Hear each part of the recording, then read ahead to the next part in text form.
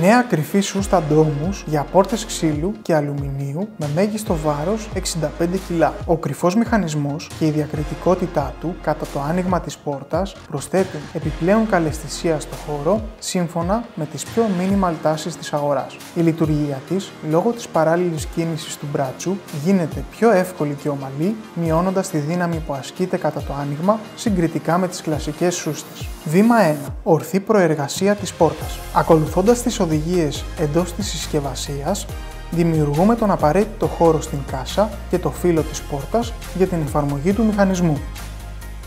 Βήμα 2. Ορθή τοποθέτηση μηχανισμού. Χωνεύουμε το μηχανισμό μέσα στο φύλλο και βιδώνουμε. Βήμα 3. Ορθή τοποθέτηση οδηγού. Χωνεύουμε τον οδηγό μέσα στην κάσα και βιδώνουμε. Βήμα 4. Ορθή τοποθέτηση μπράτσου. Πριν την τοποθέτηση του μπράτσου, σφίγγουμε δεξιόστροφα τις δύο βαλβίδες ρύθμισης της ταχύτητας. Τοποθετούμε τον μπράτσο πάνω στο μηχανισμό και βιδώνουμε. Έπειτα, φέρνουμε τον μπράτσο σε παράλληλη θέση με τον οδηγό και αφού ευθυγραμμιστεί με την τρύπα του σλάιντερ, βιδώνουμε. Βήμα 5. Ρυθμίσεις. Πρώτη ρύθμιση. Ταχύτητα κλεισίματος. Γυρνάμε δεξιόστροφα το κατσαβίδι αν θέλουμε να μειώσουμε την ταχύτητα κλεισίματος ή αριστερόστροφα αν θέλουμε να την αυξήσουμε. Δεύτερη ρύθμιση. Ταχύτητα πρόσκρουσης. Γυρνάμε δεξιόστροφα το κατσαβίδι αν θέλουμε να μειώσουμε την ταχύτητα πρόσκρουσης ή αριστερόστροφα αν θέλουμε να την αυξήσουμε.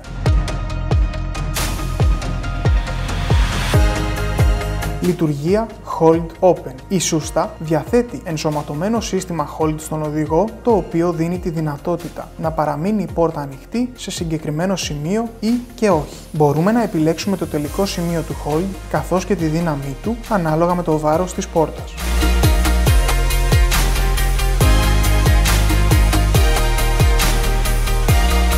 Η τοποθέτηση έχει ολοκληρωθεί.